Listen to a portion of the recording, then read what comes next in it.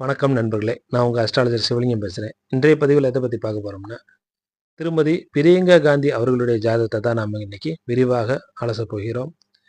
நம்ம சேனலுக்கு முதல் முறையாக வந்திருந்தீங்கன்னா சப்ஸ்கிரைப் பண்ணிக்கோங்க, பக்கத்தில் இருக்க பெல் பட்டனை கிளிக் பண்ணிக்கங்க. அப்போ தான் நம்ம போடக்கூடிய வீடியோ உடனே உங்களை சேரும். சரி வாங்க, பிரியங்கா காந்தி அவர்களுடைய ஜாதகத்தை விரிவாக அலசி பார்க்கலாம். பிரியங்கா காந்தி பாரம்பரியமிக்க குடும்பத்தை சேர்ந்தவர். காங்கிரஸ் கட்சியின் எதிர்காலமாக கருதக்கூடியவர். மிகப்பெரிய தூணாக, மாபெரும் தூணாக காங்கிரஸ் கட்சியில் இருக்கக்கூடியவர். ஆளுமை மிக்க மனிதர். காங்கிரசின் பொதுச் செயலாளர்களில் ஒருவராக இருக்கக்கூடியவர். பிரியங்கா காந்தி பிறந்த தேதி பார்த்தோம்னா 12/1/1972 5:05 PM டெல்லியில் பிறந்த ஜாதகமாகும். ஜாதகம் இப்போ உங்களுக்கு திரையில தெரியுது பாருங்க. மிதுன லக்னம், ராசி விருச்சிக ராசியில பிறந்த ஜாதகமாகும். மற்றபடி அனுச நட்சத்திரம் 3ஆம் பாதத்தில் பிறந்தவர். தேய்பிர துவாதசி திதியில. மற்றபடி இருக்கக்கூடிய கிரக நிலைகள், கிரகத்தினுடைய டிகிரிகள் எல்லாமே உங்களுக்கு திரையில தெரியுது. சரி, ஏன் இப்போ பிரியங்கா காந்தி அவர்களுடைய ஜாதகத்தை பற்றி அலச வேண்டாம் அப்படின்னு பார்த்தோம்னா, அதற்கு ஒரு காரணம் இருக்கிறது. அதை இந்த வீடியோவின் இறுதியில் சொல்கிறேன். பொறுமையாக முழுதாக கேட்டுக்கிட்டே வாங்க. இந்த பிரியங்கா காந்தி அவர்களுடைய நட்சத்திரம் பார்த்தீங்கன்னா அனுச நட்சத்திரம் 3ஆம் பாதம், ராசி விருச்சிக ராசி, லக்னம் மிதுன லக்னத்தில் பிறந்தவர். லக்ன புள்ளியே பார்த்தீங்கன்னா புனர்பூசம் 1ஆம் பாதத்தில் பிறந்தவர் ஆவார். ஜாதகருடைய குணாதிசயம் எப்படி இருக்குன்னு பார்த்தோம்னா, 3 கிரகம் லக்னத்தோடு தொடர்பு கொண்டிருக்கிறது. குரு, புதன், சூரியன். செவ்வாயும் பார்த்தீங்கன்னா தனது 4ஆம் பார்வையாக லக்னத்தை பார்க்கின்றார். ஜாதகர் ஷார்ப் மைண்டடாக இருப்பார். சுயமரியாதை மிக்கவராக இருப்பார். இரக்க குணம் இருக்கும், தயால குணம் இருக்கும், புத்தி கூர்மை உடையவராக ஜாதகர் இருப்பார். 4ஆம் அதிபதியாகிய குரு, 4ஆம் அதிபதியாகிய புதன் குருவோடு சேர்க்கை பெற்று அவர் 7ஆம் இடத்துல தனுசு வீட்டில் நிற்கிறாரு. அம்ச வீட்லையும் பார்த்தீங்கன்னா புதன் ஆட்சி நிலையை பெற்றிருக்கிறாரு. 9ஆம் அதிபதி ஆகிய சுக்கிரன் பார்த்தீங்கன்னா நட்பு ஸ்தானத்தில் 9ஆம் வீட்டில் 5க்கும் 12க்கும் அதிபதி ஆகிய சுக்கிரன் 9ஆம் வீட்டில் நட்பு ஸ்தானத்தில் இருக்காரு. அவரும் ஆட்சி அம்சத்தில் பார்க்கும்பொழுது ஆட்சி வீட்டில் அமர்ந்திருக்கின்றார். ஏன்னு பார்த்தீங்கன்னா, இதை ஏன் சொல்கிறேன்னா, அண்டர் கிராஜுவேட் படிப்பை பொறுத்த வரைக்கும் பிரியங்கா காந்தி அவர்களுக்கு மிக சிறப்பாக அமைந்திருக்கிறது. ஏன்னா புதன் நல்லா வலுத்திருக்காரு. லக்னாதிபதி ஆகிய புதன் வலுத்திருக்கிறது நல்ல அருமையான யோகமாகும். யூஜி டிகிரியை குறிக்கக்கூடிய 4ஆம் அதிபதி ஆகிய புதனின் தசாவில் தான் அம்மையார் அவர்கள் சைக்காலஜி படிக்கிறாங்க. ஏன்னா புதனே சைக்காலஜியை குறிக்கக்கூடியவர் ஆவார். அதற்கு அடுத்தாப்புல கேது திசையில் அம்மையார் அவர்களால் மேல் படிப்பு படிக்க முடியல. அவங்க சுக்கிர திசையில தான் அதுக்கு அடுத்தாப்புல வரக்கூடிய சுக்கிர திசை மேல் படிப்பை குறிக்கக்கூடிய 9ஆம் பாவகத்தில் அமர்ந்திருக்கக்கூடிய சுக்கிரன் 9ஆம் பாவகத்தை செயல்படுத்துகிறார். அதன் மூலமாக 9ஆம் பாவத்தில் அமர்ந்திருக்கக்கூடிய சுக்கிரன் பிஜி டிகிரியை முடிக்க வைக்கிறாரு. என்ன படிப்பு படிக்கிறாங்கன்னா அங்கே புத்திஸ்ட் ஸ்டடீஸை படிக்க வைக்கிறாரு. ஏன்னா அங்கே அவர் சுக்கிரனும் குரு சனியும் பரிவர்த்தனை அடைந்திருக்காங்க 9ஆம் பாவகத்தோடு. அதனால அவர் மதம் சம்பந்தமான படிப்பை ஜாதகர் படிக்கிறார். சரி, 3ஆம் இடத்தை சுக்கிரன் பார்ப்பதாலும் புதன் வலுத்துள்ளதாலும் புத்தகம் எழுதக்கூடிய அமைப்பு ஜாதகருக்கு உண்டு. புத்தகம் எழுதுவதில் ஆர்வமாக ஜாதகர் இருப்பார். நிச்சயமாக ஃபியூச்சரில் ஜாதகர் எழுதக்கூடிய புத்தகங்கள் வெளியில் வரும். லக்னாதிபதியே ஆண் வீட்டில் இருப்பதாலும், இரு ஆண் கிரகங்களுக்கு இடையில லக்னாதிபதி ஆகிய புதன் இருப்பதாலும், அதாவது ஒரு பக்கம் குருவும் இன்னொரு பக்கம் சூரியனும் இடையில லக்னாதிபதி புதன் இருக்காரு. லக்னாதிபதி அமர்ந்திருக்கக்கூடிய வீடாகிய தனுசு வீடும் ஆண் வீடை குறிக்குது. லக்னம் அமர்ந்திருக்கிற வீடும் பார்த்தீங்கன்னா ஆண் வீடாக இருக்குது. ஸோ பெண்ணாக பிறந்திருந்தாலும் ஜாதகர் அவர்கள் ஆண் தன்மையோடு ஆணுக்கே உரிய மிடுக்கோடும் கம்பீரத்தோடும் காட்சியளிப்பவராக ஜாதகர் இருக்கிறாரு. லக்னமும் ஆண் வீட்டில், அதனால கம்பீரம் தானாகவே வந்துடுது.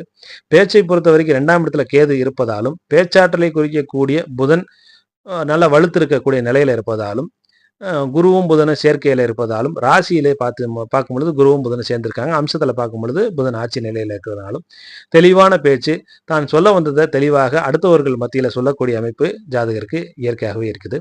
பல்வேறு விஷயங்களை பற்றி தெரிந்து கொள்ள வேண்டும் என்ற ஆர்வம் ஜாதகருக்கு இயற்கையாகவே இருக்கும்.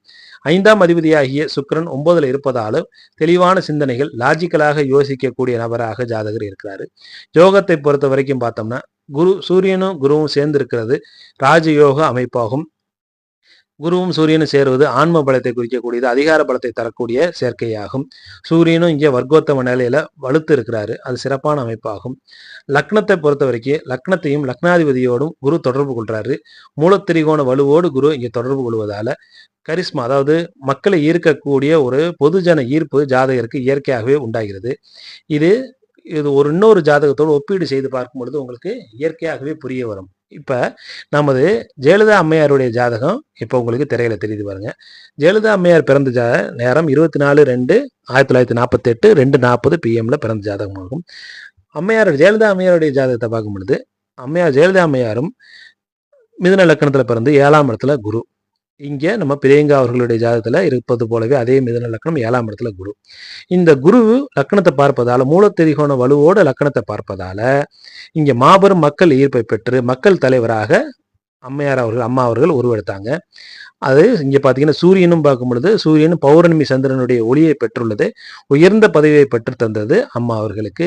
செவ்வாயும் அதிகாரத்தை குறிக்கக்கூடிய செவ்வாயும் பௌர்ணமி சந்திரனோடு சேர்க்கை பெற்றிருப்பதால அதிகாரம் செய்யும் நிலையும் அம்மா அவர்களுக்கு கிடைத்தது. இப்போ பிரியங்கா காந்தி அவர்களுடைய ஜாதகத்தை பாருங்க. இப்போ திரையில தெரியுது பாருங்க. அதே போல குரு 7ஆம் இடத்துல இருந்து வலுத்த லக்னத்தை பார்ப்பதால மக்கள் ஈர்ப்பு இயற்கையாகவே கரிஸ்மா உண்டாகுது ஜாதகருக்கு. சூரியனும் மூலத்திரியோன வலுவோடு இருக்கக்கூடிய குருவோடு சேர்ந்து இருக்கிறார். அதுவும் மிக சிறப்பான அமைப்பாகும். அதிகாரத்தை குறிக்கக்கூடிய செவ்வாயும் 10ஆம் வீட்டில் திக்பலம் பெற்றிருக்காரு. அது அற்புதமான யோகமாகும். செவ்வாய்க்கு வீடு கொடுத்த குருவும் ஆட்சி நிலையை பெற்று மூலத்திரிகோண வலுவோடு இருக்கிறார். ஆக இயற்கையாகவே இந்த ஜாதகத்துல ராஜயோகம் பெறும் அமைப்பு இருக்கின்றது. சந்திரனையும் சனியும் சமசப்தமாக பார்க்கிறதையும் ஒரு ஃபேக்டராக எடுத்துக்கொள்ள வேண்டும். ஏன்னா இங்க சந்திரன் சனி, அதுவும் இந்த சனி பார்த்தீங்கன்னா சுக்கிரனோடு பரிவர்த்தனையில் சுப வலுவோடு அமர்ந்திருக்கின்றார். இதுவும் பார்த்தீங்கன்னா மக்களின் தலைவராக, எளிய மக்களின் தலைவராக ஆகக்கூடிய யோகம் ஜாதகருக்கு இருக்கின்றது. எளிய மக்கள் அவர்களுடைய பார்வையிலிருந்து பார்க்கும் பொழுது நம்மள ஒருத்தர், நமக்காக ஒருத்தர் அப்படின்னு பார்க்கக்கூடிய அமைப்பு சனி தருவாருங்கிறத ஏற்கனவே சனியை பற்றி விரிவாக, சனி எப்படி அதிகாரத்தையும் ஆட்சியையும் தருவாருங்கிறத பற்றி விரிவாக நம்ம சேனல்ல ஒரு போட்டிருக்கோம். அதுல நம்ம ஏற்கனவே சொல்லியிருக்கோம், சனி எளிய மக்களின் தலைவராக அந்த எளிய மக்கள் ஏற்றுக்கொள்ளக்கூடிய நிலையில ஜாதகரை உருவாக்கும் அப்படின்னு. இவரும் சனியுமே தந்தையை போலவே, அவர் சனியுடைய தந்தையாகிய சூரியனை போலவே மக்கள் தலைவராக ஆக்குவாரு. ஆனா அது வேற ஒரு விதத்துல ஆக்குவாருங்கிறத பத்தி பார்த்தோம். இங்க சனியும் சரி சூரியனும் சரி ரொம்ப வலுத்து இருக்கக்கூடிய நிலைமை, ரொம்ப அற்புதமான நிலைமை. அதனால ஜாதகருக்கு இயற்கையாகவே மக்களின் ஆதரவு இயற்கையாகவே இருக்கிறது. அதற்கடுத்து தந்தையாரின் இறப்பை பத்தி பார்த்தோம்னா, தந்தையார் இறந்த தேதி 21/5/1991. பிரியங்கா காந்தியுடைய தந்தையார் ராஜீவ் காந்தி முன்னாள் பிரதமர் ஆவார். ஏன்னா தெரியாதவங்களுக்கு சொல்றேன், தெரியாதவங்க நிறைய பேர் சில பேர் இருப்பாங்க. இப்போ இருக்கக்கூடிய 2000 கிட்ஸ் எல்லாம் நிறைய பேருக்கு தெரியாது. அப்ப தந்தை இறக்கும் பொழுது பிரியங்கா காந்திக்கு நடக்கக்கூடிய தசாபதி பார்த்தீங்கன்னா புதன் தசை ராகு புத்தி. என்ன பீரியடு? செப்டம்பர் மாதம் 1989 முதல் மார்ச் மாதம் 1992 வரை புதன் தசாவில் ராகு புத்தி நடக்கின்றது. இப்ப அப்படியே 9ஆம் பாவகத்தை லக்னமாக போட்டு பாருங்க. மிதுன லக்னத்துக்கு 9ஆம் பாவகம் எது? உங்களுக்கு கும்பமாக வருகிறது. ஆக கும்பத்துல லக்னத்திலேயே சுக்கிரன் அமர்ந்திருக்கின்றார். சுக்கிரன் கும்ப லக்னத்துக்கு பாதகாதிபதியாக வருகின்றார். ஆக பாதகாதிபதி லக்னத்திலே அமர்ந்திருக்கின்றார். ஸ்திர லக்னத்திற்கு 9ஆம் இடம் பாதகஸ்தானம். 9ஆம் அதிபதியாகிய சுக்கிரன் லக்னத்திலே அமர்ந்திருக்கின்றார். 8ஆம் அதிபதியுடைய புதனுடைய தசாவில் 12ஆம் இடத்துல அமர்ந்திருக்கக்கூடிய ராகுவின் புத்தியில தான் இந்த மாதிரியான துர்மரணம் தந்தையாருக்கு ஏற்படுகின்றது. 9ஆம் வீடே பாவகர்த்தாரி யோகத்துல தான் அமர்ந்திருக்கிறது. அது பிரியங்கா காந்தி அவர்களுடைய ஜாதகத்துல இருக்கக்கூடிய 9ஆம் வீடு கும்ப வீடு. அந்த கும்ப வீடை பார்த்தீங்கன்னா ஒரு பக்கம் செவ்வாயும் மற்றொரு பக்கம் ராகுவும் இருக்கக்கூடிய அமைப்பாகவும் அதுவே பாவகர்த்தாரி யோகத்துல அமர்ந்திருக்கிறது. ராசிப்படியும் பார்க்கும்பொழுதும் ராசிக்கு 9ஆம் இடத்திலும் கேது இருப்பது தவறுதலாகும். ஆக தந்தையார் ஸ்தானம் இயற்கையாகவே பாதிக்கப்பட்டிருக்குது. திருமண வாழ்க்கையை பொறுத்த வரைக்கும் திருமதி பிரியங்கா காந்தி அவர்களுடைய கணவர் பெயர் ராபர்ட் வதேரா ஆவார். திருமணம் நடந்த தேதி பார்த்தீங்கன்னா 18/2/1997. ராபர்ட் அவர்கள் பஞ்சாபை சேர்ந்தவர். மொராதாபாத் உத்தரப்பிரதேசத்துல சின்ன பிசினஸ் மேனாக இருந்தவர். இந்த திருமணமே ஒரு அதிர்ச்சி அளிக்கக்கூடிய திருமணமாக அந்த பீரியட்ல இருந்தது. காரணம், இந்த திருமணம் பிரியங்கா காந்தி மிகப்பெரிய பாரம்பரியம் மிக்க குடும்பம் நம்ம ஏற்கனவே தெரியும் நமக்கு. அவர் ஒரு சாதாரண எளிய நிலையில இருக்கக்கூடிய ஒரு மனிதரை திருமணம் புரிந்தது அந்த பீரியட்ல மிக ஷாக்கான விஷயமாக பார்க்கப்பட்டது, அதிர்ச்சியான விஷயமாக பார்க்கப்பட்டது. திருமணம் நடந்த காலகட்டம்னு பார்க்கும்பொழுது புதன் தசா சனி புத்தியில திருமணம் நடந்தது. 7/1994 முதல் 7வது மாதம் 1994 முதல் 3வது மாதம் 1997 வரை புதன் தசாவில் சனி புத்தி நடந்தது. இங்கே சனியை பார்த்தீங்கன்னா சுக்கிரனோடு பரிவர்த்தனை ஆகியிருக்கின்றார் அப்படிங்கிறத பார்த்துக்கணும். இந்த திருமணம் பார்த்தீங்கன்னா பிரியங்கா காந்தி அவர்களால் விரும்பி செய்யப்பட்ட பெரிய திருமணமாகும். பல்வேறு ஃபேக்டர்ஸ் ராபர்ட்டுக்கு அவர்களுக்கும் பிரியங்கா காந்தி அவர்களுக்கும் டிஃபரன்ஸாக உள்ளது. எந்தெந்த விஷயத்துல நான் சொல்ல விரும்பலை. அது நமக்கு பார்க்கும்பொழுதே உங்களுக்கே தெரிய வரும். பல்வேறு விஷயங்கள்ல கணவருக்கும் ஜாதகருக்கும் வேறுபாடுகள் உள்ளன. அதற்கு காரணம் என்னன்னு பார்த்தீங்கன்னா, இங்கே சனி ராசிக்கு 7ஆம் இடத்தோடு தொடர்பு கொண்டதே ஆகும். திருமணத்தை செஞ்சு வச்சதுமே புத்திநாதன் ஆகிய சனி தான். அதனால இது போல இருக்கக்கூடிய ஒரு வித்தியாசமான இருக்கக்கூடிய அமைப்புல திருமணத்தை நடத்தி வைத்து விட்டார். 7ல இருக்கக்கூடிய புதனின் தசாவுல 12ஆம் அதிபதியாகிய சுக்கிரனோடு பரிவர்த்தனை பெற்ற சனி புத்தியில திருமணத்தை நடத்தி கொடுத்து விட்டார். ராசிக்கோ லக்னத்துக்கோ 7ஆம் இடத்தோட சனி தொடர்பு கொள்ளும் பொழுது இது போல வேறுபாடு இருக்கக்கூடிய நிலையில தான் திருமணத்தை நடத்தி முடிப்பார் அப்படிங்கிறத நாம தெரிந்து கொள்ள வேண்டும். இப்ப மறுபடியும் ஜெயலலிதா அவர்களுடைய ஜாதகத்திற்கும் பிரியங்கா காந்தி அவர்களுடைய ஜாதகத்திற்கும் இருக்கக்கூடிய வேறுபாடை பார்ப்போம். ஏன்னா ஜெயலலிதா அவர்களுக்கு திருமணம் நடக்கவில்லை. பிரியங்கா காந்தி அவர்களுக்கு இறைவன் அருளால திருமண வாழ்க்கை சிறப்பாக இருக்குது. அதுக்கு என்ன காரணம், ஜோதிட ரீதியாக இருக்கக்கூடிய காரணத்தை நம்ம பார்ப்போம். ஜெயலலிதா அம்மையார் அவர்களுக்கு 7ஆம் இடத்துல குரு இருந்தாலும் அங்கு அவர் தனித்து இருப்பதனால கேந்திராதிபத்திய தோஷத்தை பெற்று பாதிப்பை ஏற்படுத்தி விட்டார். அதனால திருமண வாழ்க்கை அம்மா அவர்களுக்கு அமையவில்லை. ஆனா இங்கே நம்ம பிரியங்கா காந்தி அவர்களுக்கு 7ஆம் இடத்துல குரு இருந்தாலும் கூட சூரியனுடைய சேர்க்கையால அந்த கேந்திராதிபத்திய தோஷம் நிவர்த்தி அடைந்து விட்டது. அதோடு பிரியங்கா காந்தி அவர்களுக்கு ஜாதகத்தை பார்க்கும் பொழுது லக்னாதிபதியை 7ஆம் இடத்துல அமர்ந்து 7ஆம் அதிபதியோடு இணைவு பெற்று இருப்பது கணவரோடு அந்யோன்யமாக இருக்கக்கூடிய காதல் வாழ்க்கையை குறிக்கின்றது. அது மிக சிறப்பான அமைப்பாகும். கணவர் மேல அன்பும் அரவணைப்பும் அதிகமாகவே ஜாதகருக்கு இருக்கும். தன்னுடைய வாழ்க்கையே கணவரால செதுக்கப்பட்டது, கணவர் என்னுடைய வாழ்க்கையில அதிகமாக பங்களிப்பை அளித்திருக்கின்றார்னு திருமதி பிரியங்கா காந்தி அவர்களே ஒரு பேட்டியில சமீபத்தில் சொல்லியிருக்காங்க. அந்த பேட்டியை பார்க்காதவங்க போய் பாருங்க. ஏன்னா அவங்க கணவருக்கு எவ்வளவு தூரம் முக்கியத்துவம் கொடுக்குறாங்க, கணவர் இவர்களுடைய வாழ்க்கையில எவ்வளவு முக்கியத்துவமான நபராக இருந்திருக்கின்றார் அப்படிங்கிறது அந்த பேட்டியை பார்க்கும் பொழுதுதான் தெரிய வரும்.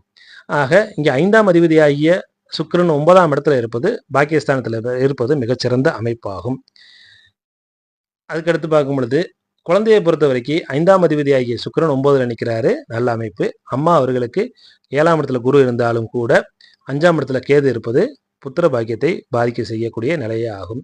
அம்மா அவர்களுக்கும் பார்க்கும் பொழுது 2ஆம் இடத்துல சனி அமர்ந்திருப்பது குடும்ப வாழ்க்கையை பாதிக்குது. பிரியங்கா காந்தி அவர்களுக்கு 2ஆம் இடத்துல கேது இருந்தாலும் 2ஆம் அதிபதியாகிய சந்திரன் நீசம் பெற்றிருந்தாலும் கூட 7ஆம் இடத்துல இருக்கக்கூடிய குருவும் புதனின் இணைவே திருமண வாழ்க்கையை காப்பாற்றி வருகிறது. திருமண வாழ்க்கை மிக சிறப்பாக இருப்பதற்கான காரணமாக வருகிறது. அம்சத்துல பார்க்கும் பொழுதும் 2ஆம் அதிபதி ஆகிய சந்திரன் சுக்கிரனோடு சேர்க்கை பெற்றிருக்கிறாரு. அதனால அதுவும் நல்ல விதமான அமைப்பு தான். ஆனா அங்கேயும் கேது இருக்கிறாரு. கேது தரக்கூடிய பலன்கள் அது தனி. எல்லாத்தையுமே பொது வெளியில பேச வேண்டாம், சரிங்களா? ஆக கணவரை குறிக்கக்கூடிய குருவும் ஜாதகரை குறிக்கக்கூடிய புதனும் சேர்க்கை பெற்று 7ஆம் இடத்துல இருப்பது மிகச்சிறந்த அமைப்பாகும். அதனால திருமண வாழ்க்கை வெற்றிகரமாக இறைவனுடைய அருளால தொடர்ந்து கொண்டிருக்கின்றது. அதுக்கு அடுத்து வந்தது கேது தசை. கேது தசை மார்ச் மாதம் 1997 முதல் மார்ச் மாதம் 2004ஆம் வருஷம் வரைக்கும் கேது தசை நடக்குது. இந்த கேது தசையில 2 குழந்தைகளுக்கு தாயாகிறார் ஜாதகர் அவர்கள். 9ஆம் அதிபதியாகிய சனியின் பார்வையை பெற்ற கேது அங்க சாரம் வாங்கியிருக்கக்கூடிய கேது வாங்கியிருக்கக்கூடிய சாரமும் பார்த்தீங்கன்னா 9ஆம் அதிபதியாகிய சனியின் சாரத்தையே வாங்குகிறார். அம்சத்திலையும் பார்க்கும் பொழுது 5ஆம் அதிபதியாகிய சுக்கிரனுடைய சேர்க்கை கேதுவுக்கு ஏற்படுகிறது. அதனால குழந்தை பாக்கியத்தை அடுத்தடுத்து கேது தருகிறார். அதற்கடுத்து 5க்கும் 12க்கும் அதிபதியாகிய சுக்கிரதசை. 5ஆம் அதிபதியாகி ஒரு கோணாதிபதி மற்றொரு கோணமாகிய பெருங்கோணமாகிய 9ஆம் பாவத்தில் நிற்கிறார். இது ஒரு மிகச்சிறந்த அமைப்பாகும். மார்ச் மாதம் 2004 முதல் சுக்கிரதசை நடக்குது. சுக்கிரதசை எப்படி இருக்குதுங்கிறத அவருடைய தாயாருக்கு எப்படி வெற்றியை கொடுத்ததுங்கிறத பார்ப்போம். இப்ப பிரியங்கா காந்தி அவர்களுடைய 4ஆம் பாவகத்தை லக்னமாக போட்டு அப்படி பாருங்க. 4ஆம் பாவகம் என்பது தாயாரை குறிக்கக்கூடிய பாவகம். இப்ப உங்களுக்கு திரையில தெரியுது பாருங்க. 4ஆம் பாவகத்துல லக்னம் இருக்குது. 4ஆம் பாவகத்துக்கு 8க்கும் 12க்கும் அதிபதியை 8ஆம் பாவகத்தையும் 12ஆம் பாவகத்தையும் குரு பார்க்கறதுனால வெளிதேச வாசம். அம்மையார் பிறந்தது வேற ஊரு, சோனியா அம்மையார் பிறந்தது வேற ஊரு. அவங்க இப்ப வாழ்ந்துகிட்டு இருக்கிறது இந்தியாவுக்குள்ள இருக்காங்க. ஆக 8ஆம் இடத்தையும் 12ஆம் இடத்தையும் குரு பார்க்கிறாரு. அதனால வெளிதேச வாசத்தை கொடுக்குது. 2ஆம் அதிபதியாகிய சுக்கிரன் 6ஆம் இடத்துல மறைவு பெற்றிருக்காரு. 7ஆம் இடத்துல பார்க்கும் பொழுது 8ஆம் அதிபதி உங்களுக்கு செவ்வாய் அமர்ந்திருக்கின்றார். அங்க திருமண தோஷத்தை குறிக்கிறது. திருமண வாழ்க்கை பாதிக்கப்பட்ட நிலைமை. அம்மையார் பிரியங்கா காந்தி அம்மையார் அவர்கள் ஜாதகத்திலே தாயாருக்கு இப்படி இருக்குது நிலைமை அப்படிங்கிறது தெரிய வருது. பட்டம் பதவிகளை குறிக்கக்கூடிய 9ஆம் பாவமும் 10ஆம் பாவமும் பாதிக்கப்பட்டிருக்குது. 9ஆம் பாவகத்துல அஷ்டமாதிபதியாகிய 6ஆம் அதிபதியாகிய சனியும் 10ஆம் பாவகத்துல அஷ்டமாதிபதியாகிய செவ்வாயும் அமர்ந்திருக்கின்றார்கள். அதனால பட்டம் பதவி குறிக்கக்கூடிய 9ஆம் பாவமும் 10ஆம் பாவமும் பாதிக்கப்பட்டதுனால அம்மையார் அவர்களால் நேரடியாக இந்த பதவிக்கு வர முடியாத நிலைமை அமைந்து விட்டது. அங்க யோகமாக இருக்கக்கூடிய சுக்கிரனுடைய தசாவும் பார்க்கும் பொழுது அவரும் 6ஆம் இடத்துல மறைவு பெற்று தசை நடத்துகிறார். ஆக அங்க அம்மையார் அவர்களால் நேரடியாக பவர் சென்டருக்கு வர முடியவில்லை.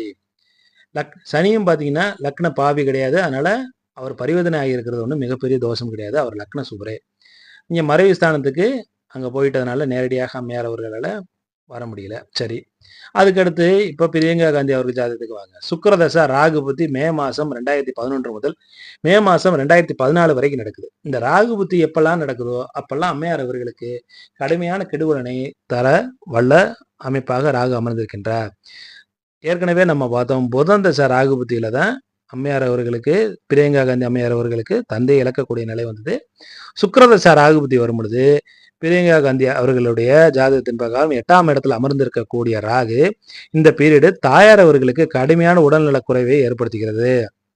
இந்த பீரியட்ல ஆட்சிக்கும் கடுமையான கெட்ட பேர் வருது. ஆட்சிக்கும் கடுமையான, அதாவது காங்கிரசினுடைய ஆட்சி அப்ப நடந்துகிட்டு இருந்தது. அப்ப நடந்து இருக்கக்கூடிய காங்கிரசினுடைய ஆட்சிக்கு கடுமையான கெட்ட பெயர்களும் கடுமையான சோதனையான காலகட்டமாக அந்த கட்டம் அமைந்து விட்டது. இந்த பீரியட்ல தான் பாத்தீங்கன்னா அம்மையார் ஜாதகர் அவர்களுக்கும் 7ரை சனி நடப்புல வருது. 2014 மே மாசம் எலெக்ஷன் நடக்குது. 2014 நவம்பர் மாசம் ஜென்மசனி தொடங்குது. ஆக 2014 மே மாசம் ஜாதகர் அவர்களுக்கு யோகமாக இல்லை, பாதிக்கப்பட்ட நிலைமையில அங்க பலனை எலெக்ஷன் ரிசல்ட் கொடுத்து விட்டது. இது தாயாரையும் சரி, கட்சியும் சரி, ஜாதகரையும் சரி கடுமையாக பாதிக்கப்பட்டு விட்டது. ஏன்னா இவர்களுடைய அண்ணனாகிய மாண்புமிகு ராகுல் காந்தி அவர்களுக்கும் அவர் பாத்தீங்கன்னா தனுசு ராசியாக வருகிறார். ஆனா அதனால அடுத்தடுத்து 7ரை சனி குடும்பத்தில் நடந்ததுனால குடும்பத்திற்கும் சரி, கட்சிக்கும் சரி கடுமையான பாதிப்புகளை உண்டு பண்ணிவிட்டது. அதுக்கு அடுத்து வந்த சுக்கிரதசாவில் வரக்கூடிய குரு புத்தியும் பார்த்தீங்கன்னா, குருவே பாதக ஸ்தானத்துல புத்தி நடத்துறதுனால அங்க அவர் பாதகத்தை செய்கிறார். அதனால அடுத்தடுத்து கெடுபலன்கள் நடந்துகிட்டு இருக்குது. சரி, இது எல்லாமே நடந்து முடிந்தது. இனி ஏன் தாமதமாக ஜாதகர் அரசியலுக்கு வருகின்றார் அப்படின்னு பார்த்தோம்னா, 5ஆம் அதிபதி ஆகிய சுக்கிரனுடைய திசையே நடக்குது. புதனும் குரு, லக்னாதிபதி ஆகிய புதனே புத்திரகாரகன் ஆகிய குருவோடு இணைந்திருக்கின்றார். ஸோ குழந்தைகள் முக்கியம்னு ஜாதகர் எண்ணுகிறார். குழந்தைகளுக்காக அதிகமாக நேரத்தை செலவிட வேண்டும் என்று எண்ணுகிறார். அவர்களுடைய ஃபியூச்சரை நன்றாக இருக்க வேண்டும் அப்படின்னு நினைக்கிறார். டிவோட்டட் மதராக இருக்க வேண்டும் என்று எண்ணுகிறார். ஜாதகர் என்ன நினைக்கிறாருன்னா, ஒரு குழந்தைகளுக்கு ஒரு நல்ல ஒரு எதிர்காலத்தை ஏற்படுத்தி கொடுத்து விட்டு நம்ம பொது வாழ்க்கைக்கு வர வேண்டும் என்று நினைக்கிறார். அதனால தாமதமாக அரசியலுக்கு வந்ததாக ஜாதகரே ஒரு பேட்டியில கூறுகின்றார். அப்புறம் 2019 எலெக்ஷன்ல தான் ஜாதகர் தீவிரமான அரசியலுக்குள்ள வர்றாரு. அந்த டயத்துல சுக்கிரதசையில சனி புத்தி நடக்குது. சனி பார்த்தீங்கன்னா 8ஆம் அதிபதியாகி 12ஆம் இடத்துல அமர்ந்திருக்கின்றார். ஆக 8-12 தொடர்பு இருப்பதனால சனியால பெரிய லெவல்ல யோகத்தை கொடுக்க முடியவில்லை. அதுக்கடுத்தாப்புல நடந்த புதன் புத்தி முடிஞ்சு கேது புத்தியில தான் ஜாதகருக்கு ஒரு மாற்றம் உண்டாகிறது. கேது டினோட் சேஞ்சஸ்ன்னு ஏற்கனவே பார்த்தோம். 2ஆம் இடத்துல இருக்கக்கூடிய கேது மிக தீவிரமான அரசியலுக்கு இழுத்து கொண்டு வருகிறார். மிக தீவிரமாக ஒரு பேச்சாளராக ஜாதகரை ஆக்குகிறார். அந்த கட்சியில மிக சிறந்த பேச்சாளராகவும் மிக முக்கியமான பேச்சாளராகவும் கேது ஆக்குகிறார். அதுக்கு அடுத்தாப்புல மார்ச் மாதம் 2024 ஆண்டு முதல் சூரிய தசை நடக்கிறது. சூரியன் ராஜயோக தசாவாக ஜாதகருக்கு இருக்கும். மிக முக்கியமான பதவியில ஜாதகரை அமர்த்தும். ஜாதகரை சுற்றிய அரசியல் இயங்கக்கூடிய அமைப்புகள் உண்டாகும். பவர் சென்டர்ல ஜாதகர் வந்து விடுவார். 6 வருஷ சூரிய தசையும் மிக முக்கியமான அமைப்புகள் ஜாதகருக்கு தரப்போகின்றது. 9ஆம் இடம் 10ஆம் இடம் 10ஆம் பதவிகளை குறிக்கக்கூடிய 9ஆம் இடத்துல சுக்கிரனும் 10ஆம் இடத்துல திக்பலம் பெற்ற செவ்வாயும் இருப்பது மிக அற்புதமான அதிகார யோகத்தை தர வல்லதாக இருக்கின்றது. ஆக சூரிய தசை ஜாதகருக்கு மிகப்பெரிய முக்கியமான பொறுப்புகளை அலங்கரிக்க போகிறது, ஜாதகருக்கு கொடுக்க போகிறது. இதற்காகவே பிரியங்கா காந்தி அவர்களுடைய ஜாதகத்தை இன்னைக்கு விரிவாக பார்த்தோம். அதுக்கு அடுத்து வரக்கூடிய சந்திரதசா ஜாதகருக்கு உடல்நலத்தை சற்று பாதிக்கும். அந்த பீரியட்ல ஜாதகருடைய அண்ணனுக்கு ஆகிய ராகுல் காந்தி பிரியங்கா காந்தி அவர்களுடைய இடத்துக்கு வந்து விடுவார். இப்ப தற்சமயம் ராகுல் காந்திக்கு ராகு திசையில சனி புத்தி நடக்குது. அது சிறப்பான அமைப்பு இல்லை. அதுக்கு அடுத்து வரக்கூடிய புதன் புத்தி 8ஆம் இடத்துல இருக்குது. ராகுல் காந்தி துலா லக்னத்தில் பிறந்தவர். துலா லக்னத்துக்கு 7ஆம் இடத்துல சனி நீச நிலையில இருக்கார். திக்பலம் பெற்றிருந்தாலும் அவரால் பெரிய லெவலில் பலன் கொடுக்க முடியாது. ராஜயோக அமைப்புகளை கொடுக்க முடியாது. அதுக்கு அடுத்து வரக்கூடிய புதன் புத்தியும் பெரிய லெவலில் பதவிகளை கொடுக்காது. அதுக்கு அடுத்து வரக்கூடிய கேது, ராகு திசையில கேது புத்தி ராகுல் காந்திக்கு மிகப்பெரிய ஒரு மாற்றத்தை அளிக்க தயாராக கொண்டிருக்கிறது. இப்போதைக்கு பிரியங்கா காந்தி அவர்களை சுற்றி தான் அரசியல் இயங்க போகிறது. அப்படிங்கிறதுக்காகவே நாம் இந்த பதிவு விரிவாக பார்த்தோம். இந்த பதிவு முடிஞ்ச வரைக்கும் ரொம்ப நுணுக்கமாக, ரொம்ப டீப்பாக தனிப்பட்ட நபருடைய வாழ்க்கைக்கு போகாமல் பொது வாழ்க்கையை மட்டுமே அலசி ஆராய்ந்ததும் மீண்டும் நல்ல ஒரு பதிவில் உங்களை சந்திக்கும் வரை விடைபெறுகிறேன். நன்றி, வணக்கம்.